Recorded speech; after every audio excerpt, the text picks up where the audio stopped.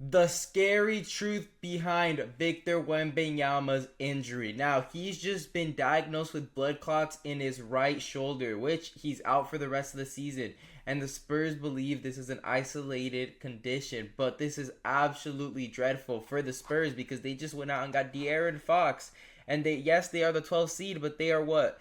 3.5 games away from the Warriors in the 10th seed. I could have easily seen this Spurs team absolutely skyrocket and get in a winning streak right after the All-Star break, but unfortunately, this ends up happening. But many people are just saying, oh, you know what? It's just a little injury for the rest of the year. Spurs can, lose a couple more games, get a good draft pick, get even more assets on the team for Wembanyama next year. But the thing is, this thing has ended careers. Blood clots are known for ending, NBA careers. A big one is, Chris Bosh. Chris Bosh at Miami, ends up retiring, out of nowhere. You know why? Because he ended up having blood clots as well, and he ended up retiring a little too soon.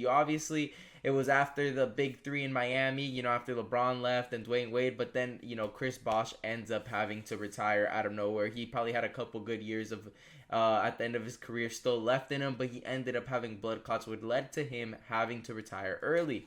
Now, this is very unfortunate because this is just Victor Wembanyama's second year in the league. Chris Bosh, this was towards the end of his career, so it wasn't that sad to see. Obviously you don't want to see someone get blood clots, but if you do want it to happen, you want it to happen towards the end of your career, not second year in. So it's very unfortunate for Victor Wembanyama, and this is a very serious issue. We've got professionals here coming out and saying that this could be more severe than the Spurs are letting to believe, because obviously you don't want to panic everybody and say, you know what, Victor Wembanyama's career is on the line.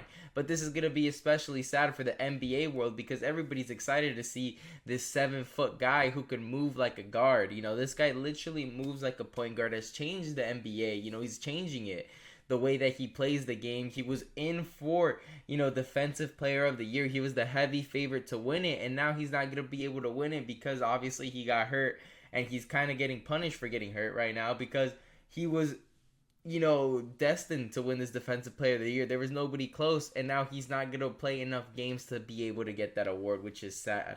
And hopefully Victor Wembanyama ends up recovering.